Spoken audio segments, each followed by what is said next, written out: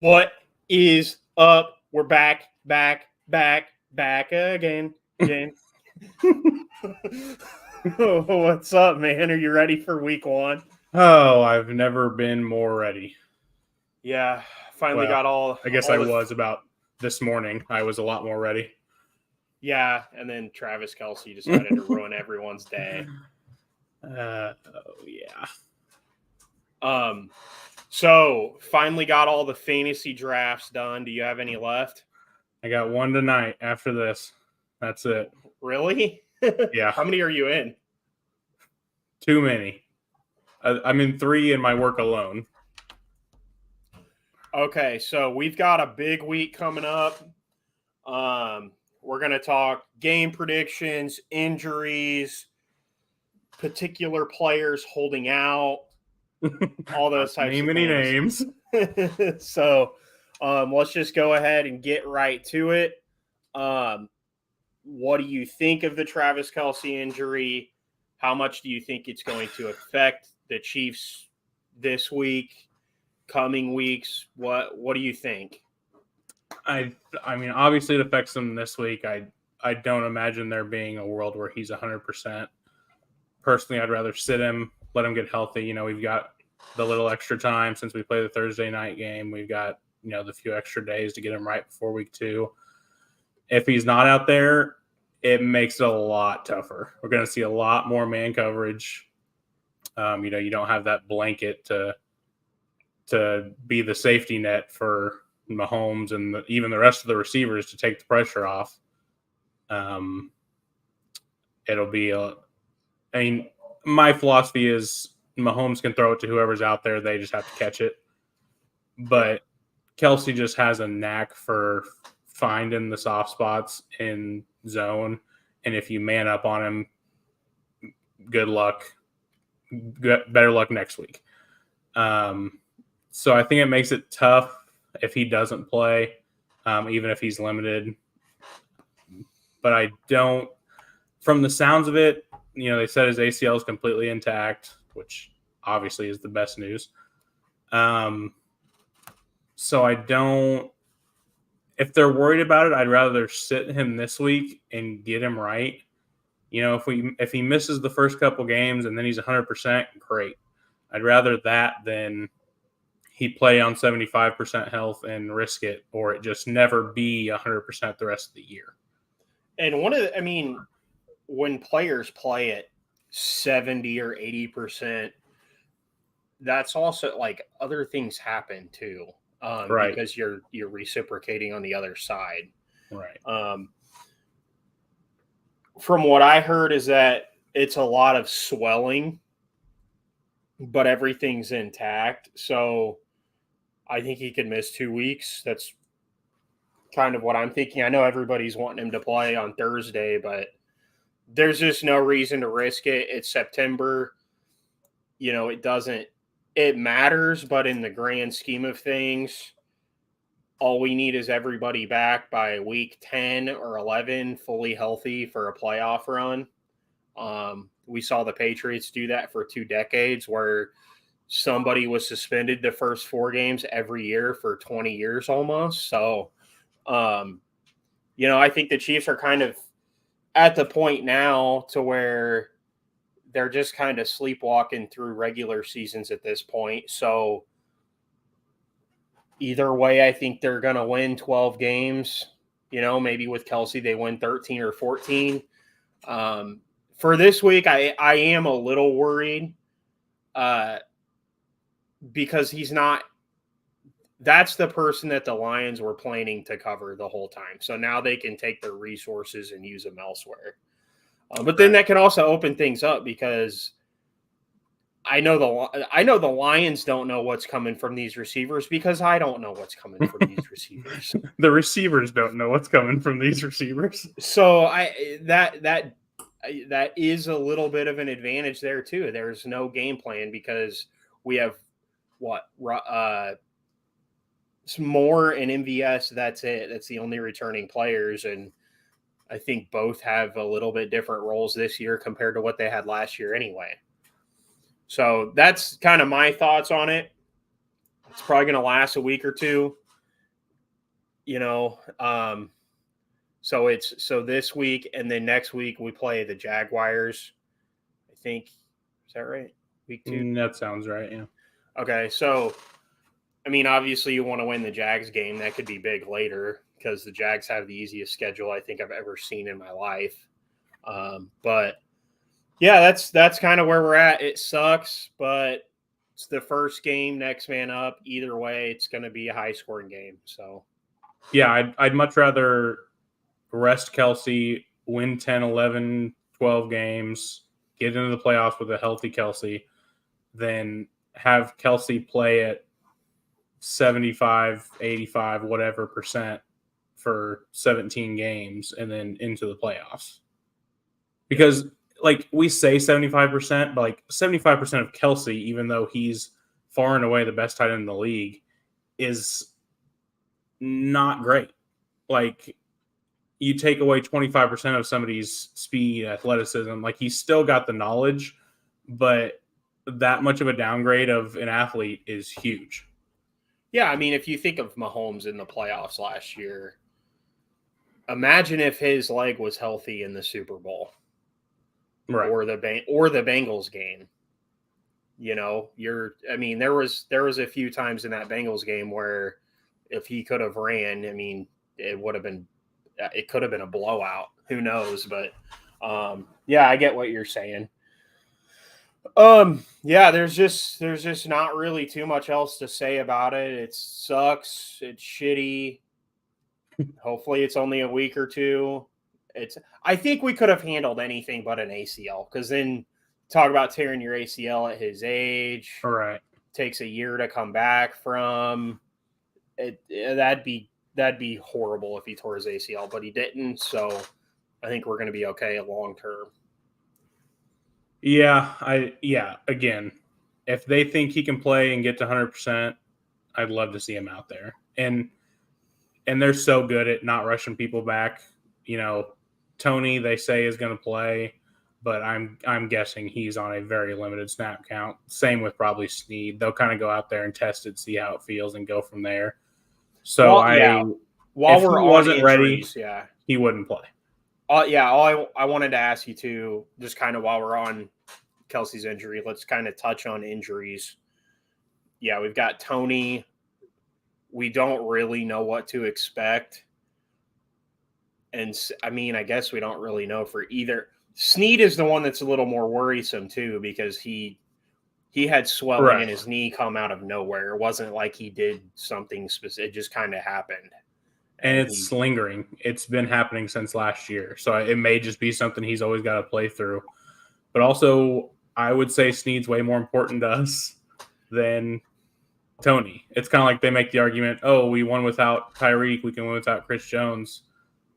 Chris Jones means as much more to the Chiefs than Tyreek does, because Mahomes can't make up for Chris Jones. Mahomes can make up for Tyreek. Mahomes can make up for Tony.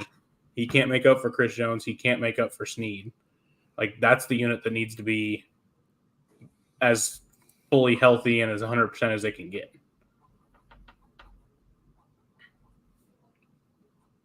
Is that it? Was there?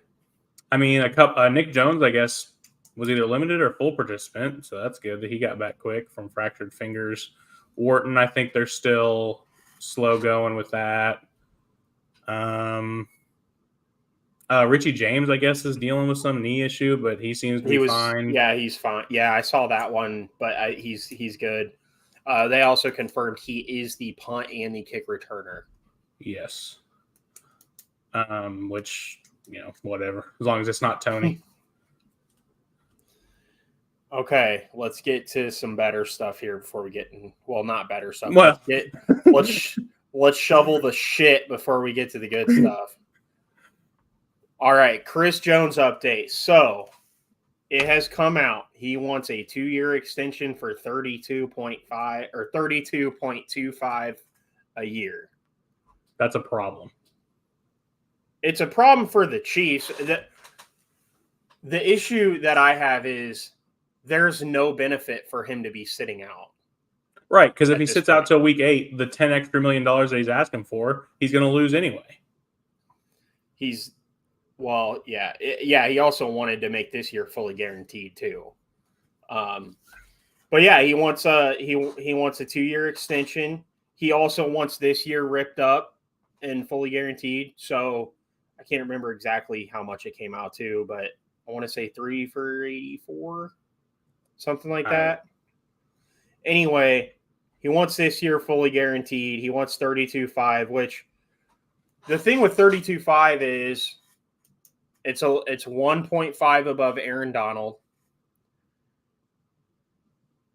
He is the best. Chris Jones is the best defensive tackle in the league today. Right now, yes. Right now. The issue is he's not better than Aaron Donald was when Aaron Donald signed his extension. And Aaron Donald had all the leverage. He said, if you guys just don't do it, I'm just going to retire. And he is also the Rams' Patrick Mahomes. He's their franchise. They care, like, he is more important to that team than Matt Stafford is to that team. And I think back to what I said, I think the part that people aren't realizing, yes, Chris Jones is worth more than Aaron Donald is right now. But if Aaron Donald was due a contract right now, he wouldn't get $31 million. No. He got the $31 million when he was 3 out of the last 4 defensive players of the year. Chris Jones isn't that level. He was also received his first defensive player of the year vote, let alone win an award. Yeah, so the thing with Donald, though, too, that's different. He was 30. He actually was older than Chris Jones is now. Well, however, by some months. However, Aaron Donald is the greatest at the position ever. He might be the best. He's top 3 or 4 best defensive players ever. There's only been 3 3-time DPOY winners. So Lawrence Taylor, J.J. Watt are the other 2. Yeah. So Chris Jones, he is the best he's the best defensive tackle, maybe best defensive player in the league right now. He could be top 3. So it's fine for him to ask for that. It's also fine for the Chiefs to say no. There's no one is right or wrong in this. The Chiefs have a number. It's 27. That makes him the second highest paid, which it's hard to agree or disagree with either. I know the fans are turning on Chris Jones because he's been a knucklehead online, which is his own issue. And it's starting to make me think that the Chiefs could just be done. I mean, he has an offer on the table, 2 years, 27, and he wants 32.5. That's $10 million. That's a lot of money. That's too far apart. That's not, hey, we're right there. We're almost done. Right. No. And now it appears that Chris Jones has lost. Like he's not winning this now, especially if he misses a couple games. That's it. He won't be a Chief next year. And I think no matter what happens, I don't think he's a Chief next year anyway. I think he's going to get tagged and traded. The tag is tough. If he sits out half the season and his tag is however much less, 21 million or whatever it would have ended up being, I'd entertain that. I mean, yeah, that's a huge discount. The problem is if he's not playing this year for 20 million, why would he sign the tag next year and play for I don't think he will sign it. I think he's going to get tagged and traded. Right. So like I don't if it's a tag involved, I don't think there's a situation he plays for us. Unless, we try to tag and trade him and nobody takes it and he's just like, well, I've got no other option. Yeah. And somebody will offer him a lot of money. I don't even know if he could get 27. No, not next. If he can get that because if he sits out this year. Yeah, I mean, if he sits out because then he's just hurting himself. He's lowering all his stats. There's no benefit for him to sit out. So that's I don't even know if he had another season like he did last year, which was his best season ever yet up to this point. I still don't know if he's getting 27 because he's another year older. 30. Yeah, he's then going on 31 the next offseason. Like, it's certainly not for multiple years. I guess some team might give him 1 year, but and then from the sounds of it, that's not what he's going to want. And defensive tackles, around 30 years old, they start having back issues. It's a cliff. And it's not like quarterback where it's kind of down a hill. This is off of a cliff. Yeah, Aaron Donald's already having injury issues. Yeah, and Aaron Donald, again, right after is the exception, not the rule. He's still a 2-time Pro Bowler since he signed the extension, but even he has dipped, and you can tell. So that's where we're at. Let's just have fun here. What do you think is going to happen this season what do you think is going to happen? Because I've said my piece. I think he's going to sit out and he'll be back by the Jets game, and that'll be that. I think he'll show up to work sometime late next week. He'll miss a game. He'll play a couple snaps, and then he'll be full go for the Jets week 4. Man, I don't know. It seemed like, he used to post all this, I'm a Chief for life. I don't want to play for anybody else. But now he's now missed the ring ceremony. He'll miss the banner ceremony. At what point is he, okay, I'm not a Chief for life anymore? Which makes me think, he'll sit out his handful of weeks, however many, month, 6 weeks, 8 weeks. And then he'll come in, he'll be fresh while everyone is half a season's worth of fatigued. He'll dominate. He'll look like the best form of himself. And then he'll hope that turns into a 2-year, $28 million deal, $30 million deal, whatever he wants. See, that's where I struggle to agree with you in terms of just showing up and dominating. I mean, we went to high school together. You played every sport. I know that you can't just go run into a basketball game without being. Well, yeah. I mean, he'd come back and probably practice for a week or so. Yeah, you need game time to get into game shape too. You have to and it could take a couple weeks. Right, and I'm sure they'd work him in. Yeah, I'm assuming his first game back, he's going to be fucking gassed the whole time. Which they always say, they're staying in football shape. You can stay in shape. There's no staying in live game action shape without. Yeah, and it doesn't matter how much you scrimmage either, though. It's not as fast. Right. And then thinking NFL, it's just so fast. They're running a play every 30 seconds. So you think he's going to come back this season? Do you think he's going to sign or? No, I don't think at this point he will. If he hasn't yet, what's the point of signing now? He'll take his $20 million versus $27 and bet on himself next offseason. Which, I don't even know if he gets 27 next offseason. We'll see. Yeah, I don't think so. Unless there's some team that happens to be, they think they're one piece away. And he's also got, the thing with him, though, he's got 2 rings. So he could go sign for with some ass team. I'm trying to just think of an example. He goes sign for the Raiders next year and just have them give him all of the money. My wonder is, say you're the Raiders and the Jimmy G experiment doesn't work, which I'm assuming it's not going to. They win 5 games. They draft a rookie. Is signing Chris Jones for a year or 2, is that how you want to spend your money? Or do you want to spend $28 million on 4 or 5 veterans or 4 or 5 younger guys who, maybe you find a diamond in the rough? I mean, it just if they're not a win now team, I don't think Chris Jones helps them. No, well, I'm not saying the Raiders specifically. I'm just saying we see these players who are getting older sign massive deals with bad teams. I think his best bet would probably be a good to great team that still has a rookie contract at quarterback, like the Jags. Or a team that thinks they're contenders or even contenders and has the money to spend because their quarterback's still on a rookie contract. Trevor Lawrence could get an extension. It's after year 3 they can do it. They usually don't do it until year 4, but they can do it after And like year. he's been good, but that first year was rough. So I don't think 2 years would be enough to, unless I think it's the players that don't want to do it after 3. Because Yeah, I especially just like know in they're Trevor eligible too. Lawrence's, Mahomes did his right. after 3. Yeah, because Mahomes went to And Allen did 2 his AFC after, championships and won a Super Bowl. Actually, no, Allen did his after 4. So Yeah. I think Lawrence would rather be like, no, I want to play one more year. Maybe we make an AFC championship. I throw for 4,800 yards and 35 touchdowns. That's when I'm going to get my big money. Yeah.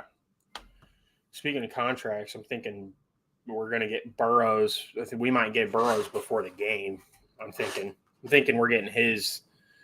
He's going to get his soon, and he's going to completely change the market again. Yeah, and then Florio's going to be on Twitter talking about trying to get people riled up. Yeah, they're underpaying Mahomes. Chiefs need to do better. Chiefs are shit. That's what he's going to be. Yeah, Chiefs are butt.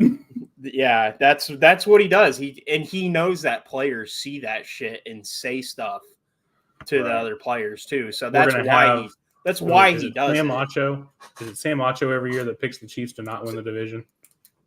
No, Sam Acho is the good brother that actually played in the NFL. Emmanuel Acho is the one that played for a couple practice squads and then talks out of his ass on Speak for Yourself for 2 hours a day. Hey, whatever works. Okay, so we are going to go ahead and move on to week 1 predictions. I don't know how you want to start. Do we want to start with the score? Do we want to do the score last? I say we do score last. We can kind of do like maybe a position by position or just like a, this group versus this group kind of thing. Okay, so we've got 2 of the best offensive lines in the league. Yes. Arguably the best, and then probably top 5, if not higher. Yeah. Like it's going to be, especially, against weaker defensive lines. Everyone thinks this is going to be a shootout, and it very well could. I could also see this being Pacheco and David Montgomery combined for 40 touches. Yeah, I could see it being a game where it's like, man, it's already halftime and it's 14-10. Right. Yeah, I could 100% see that. That's where I kind of thought that the game might go. And then I just the Lions linebacker unit and their secondary is horrible. Right. And they addressed both of those. They drafted a first round linebacker and they drafted a second round safety. But in game 1, maybe the slightest improvement, but that's more of a, season long. Maybe they're right by the playoff time. But week 1, it's not going to be a whole lot different, if not maybe even worse because there are rookies out there. And which makes me want to touch on the Chiefs receivers. Now, I'm going to ruffle some feathers here. Chiefs fans think that the receivers are just going to be so great. We're going to have 5,000-yard receivers, da-da-da-da-da. The way the rest of the NFL world sees the Chiefs, it's hard to look at the Chiefs from outside of the scope of the Chiefs fan. People think that the Chiefs have probably a bottom 10, bottom 5 unit at receiving, which they have reason to. There's a lot of unproven talent. Your best wide receiver's best year of his career was like 690 yards. So I expect, but I do think that because nobody has seen these receivers, there's all kinds of stuff that Andy could do.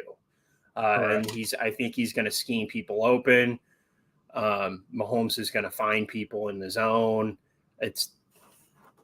I think it could start off as a running game, but I could see the Chiefs just pulling away late, just absolutely gobbling up that secondary after he gets a couple looks at him. Yeah, and another thing, like everyone always talks about, we got 7 receivers who can, produce, and that's great.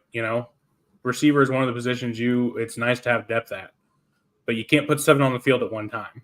I'd much rather have one great one with, one good one and 2 or 3 solid ones than 2 maybe good ones and 5 solid ones.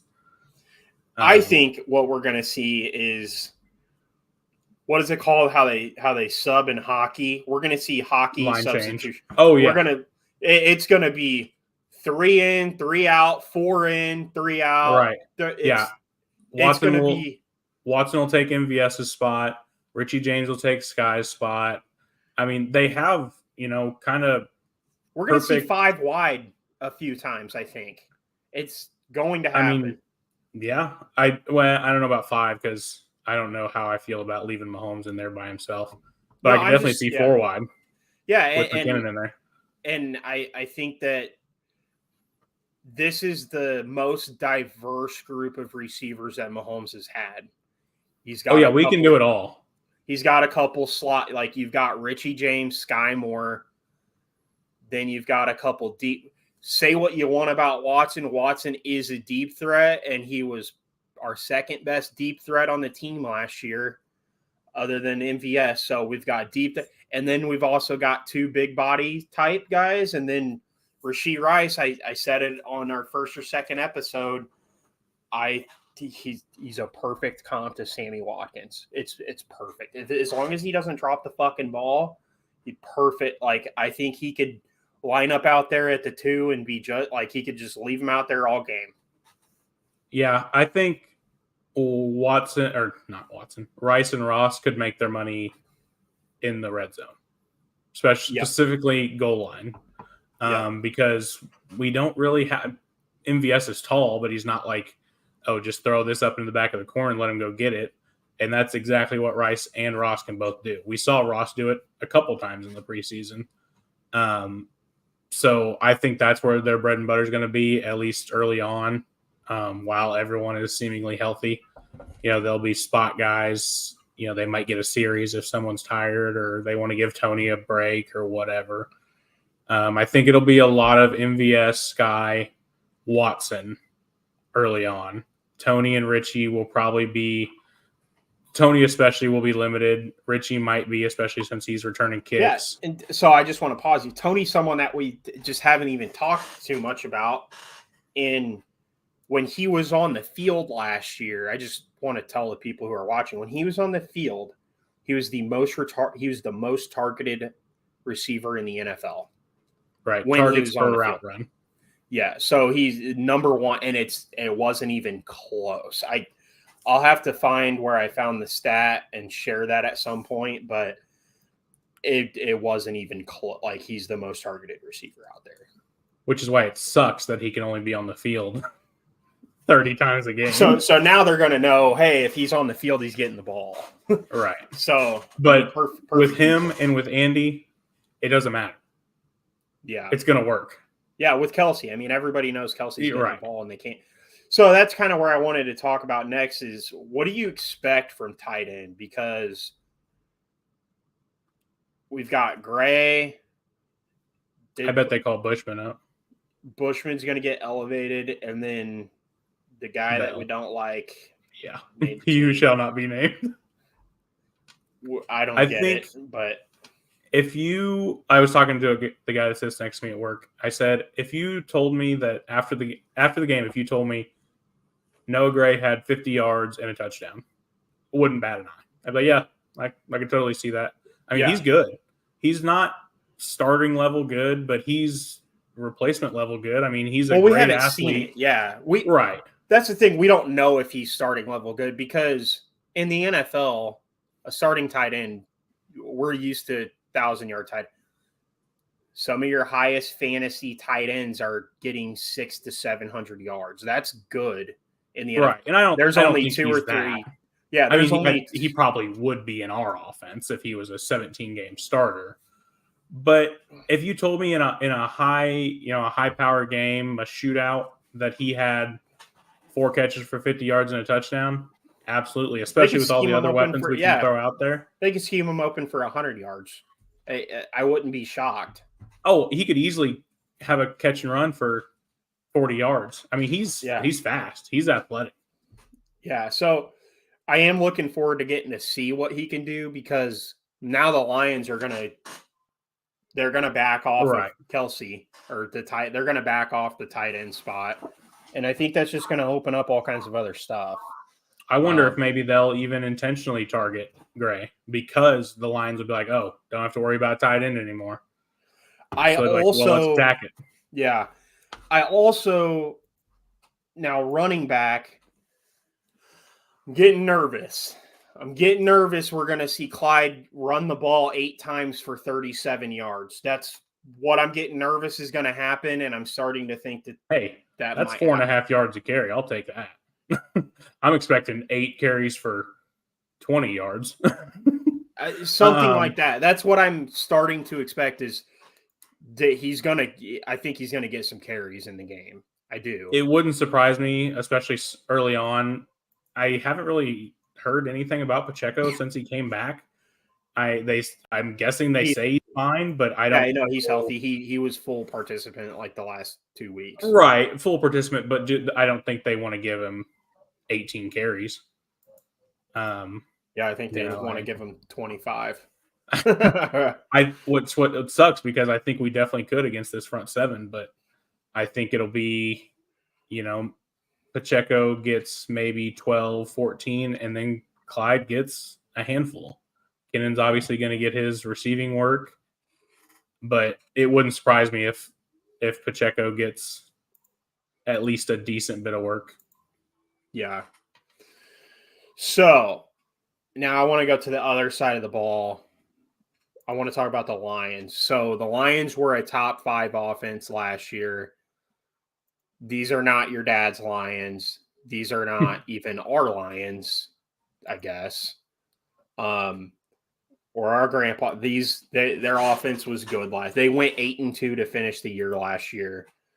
And they ruined the Packers season just for the hell of it because they wanted to. Just because they can. The Packers were going to the playoffs, and the Lions ruined it just because they wanted to. And the Lions beat them up. It was a physical game. I remember that game because my wife is a Packers fan, and she was super distraught afterwards. But, yeah, it's a good offense. I expect a high-scoring game at the end. What do you think about their offense? I mean, Amon-Ra St. Brown, he's going to have like 9 receptions, and I don't think you can stop him. He's a stud, and what's tough for us is we're gonna struggle most with big bodies. Joshua Williams is long, but he's slender. We know McDuffie's small.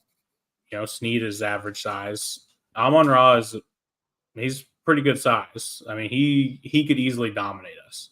But how many times have we seen one player go off, have 120 yards and a touchdown, and the Chiefs win by 17? Yep.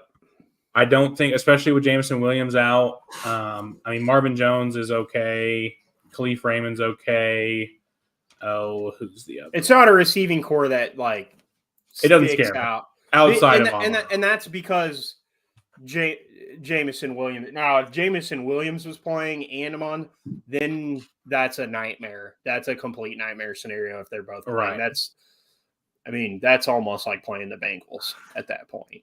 I think Laporta can be good. I don't, he's from Iowa. I don't think he's got that T.J. Hawkinson, George Kittle in him. I don't think he's quite that level, but a good receiving threat. But again, as a rookie, that first game, all sorts of jitters, playing the defending champions. That's first an easy ask.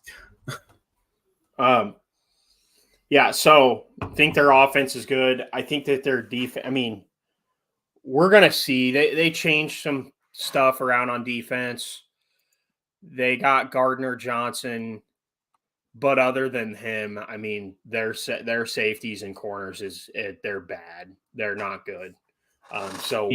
We'll just have to see. I think we could eat them up. I don't think we need. I think that if Kelsey's going to miss a game, this is probably one of the games you would want him to miss if he's going to. And like we've talked about, we've got so many weapons. So Chauncey Gardner-Johnson can only cover one of them.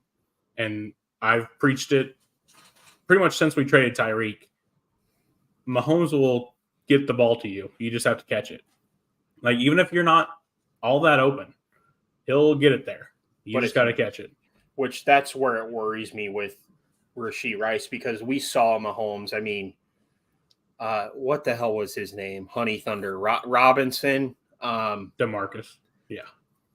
He had so many opportunities, and if he catch the ball, he had to do the what the Run hell backwards 9 yards. He had to do the limbo every time he got the ball, and he was cha-cha sliding and shit every time he got it. And then if he didn't do that, he dropped it. Mahomes just stopped throwing it his way. That also happened to Hardman quite a bit. People don't want to talk about it, but it did. Mahomes stopped throwing him deep balls because he was running the wrong routes. He wasn't catching the ball. Hardman's one of those what if, like, hey, dude, if you would actually run the right route, you'd be fine. It also, like, I also just want to throw it out there, not making this comparison, not saying he'll get to this level. Ja'Marr Chase also had preseason drop issues. So, again, not saying he'll turn out even to be a good receiver, but, rookie, it's a different ball size. Or no, it's the paint. Ja'Marr Chase, the paint on the ball, because the NFL doesn't have the white stripe. Yep. And so the ball might be that was why he different. Yeah. They said that was why he couldn't catch it. And so again, not saying that's what he'll be, but it could easily be something that works itself out. And Mahomes slings it. Tanner Mordecai was his college quarterback. He's got pretty good arm strength, but there are very few that compare to how hard Mahomes can throw the ball. Mahomes also has entered the part of his career, though, where he's not just doing that anymore. I mean, he's got some touch. He can put touch and stuff. But I mean, if you're running a slant, he's got to get it there, and it's gonna get there. Yeah. So we'll see. It's gonna be a fun game. I think it's gonna be high scoring. I want to kind of get to the prediction now because I see the game going a specific way, and we kind of talked about it earlier. Wow, it's halftime and it's 14-10. Feel like I saw some action. Chiefs are running the ball at first. Lions are kind of feeling it out. Then I see the playbook just start to open up. People are more comfortable. Chiefs end up scoring 40. I mean, I could see it. Chiefs could put up 45 against his defense, and the Lions can put up 35-40 against us. So I actually see the game somewhere between 42 and 45 to 35-38. So I need a final score. I need you to narrow it in. All right, we're gonna say 45-38.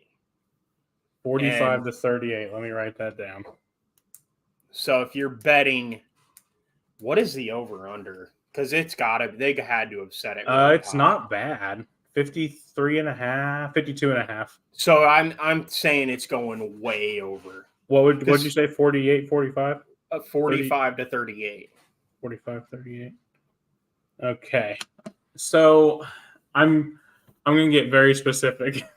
I think it's going to start not the scoring necessarily slow, but just kind of like a lot of running, kind of feeling each other out, especially if Kelsey is out or limited. Let's see a lot of Blake Bell. See a lot of Isaiah Pacheco. And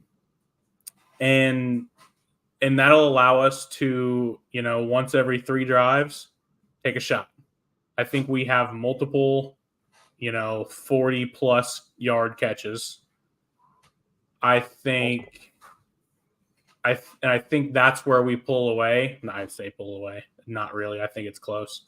But the Lions can't quite do that to the level we can. They don't have the quarterback. They don't have the deep threats. They don't have the coach. They don't have the scheme. So I think where they might get a field goal a couple times, I think we get a touchdown. And I'm going a little lower. I'm going 31-27. Okay. So you think it's a little? I think the first half is definitely a grind it out, get a feel. If Kelsey plays, I'll probably bump that up. Maybe a field goal either way. There's no chance he's playing. I don't think he does either, and I'd rather him not. Like if they think he isn't completely 100%, don't play him. I'd rather take the loss and have him healthy than push him, win this game, and he just isn't right the rest of the year. Yeah. It's going to be fun. I can't wait. Football is finally back. Watched college all weekend. Oh, it was great. Just kind of jonesing all weekend. Like, man, this is good, but it's not. It's not. I watched Florida State beat the brakes off of LSU in the second half. I watched Duke beat the brakes off of Clemson. Yeah, that ruined my parlay. That was my Clemson's broken. It's because Dabo refuses to use NIL in the transfer portal, even though he's making $10 million a year. He refuses to pay the best players in the country $1 million. Yeah, Well, maybe we should start another podcast. But all right, guys. So I haven't officially talked to Kyle about this yet, but next week we're going to start doing 2 episodes. So we're going to have an episode. Don't know when. There's going to be a recap and then Tuesday episode. So Tuesday might be the recap and then another episode looking forward to the game. Or I might just come on here and hop on after the game Thursday. Just depends. Probably not because I'll be an hour away. But we could do a little Thursday Night Football, little our game preview, maybe a little Thursday Night Football preview. Possible. We'll see. Maybe a little betting action. Yeah. So either way, next week we're definitely going to have 2 episodes because I think that'll help us a little bit and we'll get more stuff out to you guys. But God, I've said but a lot today. but so looking forward to the game. If we lose, my first word on the pod next week will be a curse word. Haven't decided which one yet. So I guess that's it, and we'll see you guys later. Peace. Toodaloo.